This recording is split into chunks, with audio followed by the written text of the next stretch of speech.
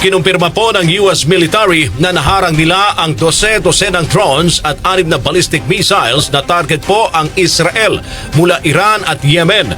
Ayon sa US Central Command o CENTCOM, umabot na po sa 80 one-way attack drones kabilang ang 7 unmanned aerial vehicles ang na-intercept ng US forces. Dahil dito'y nagdulot lamang ng bahagyang pinsala ang pag-atake ng Iran matapos ito'y maharang mga kasama ng Iron Dome missile defense system ng Israel sa tulong ng US at kanilang mga kaalyado. Tiniyak naman ng CENTCOM na patuloy nilang susuportahan ang depensa ng Israel laban sa mapanganib na hakbangin ng Iran at mas palalakasin pa ang kanilang seguridad sa regional partners.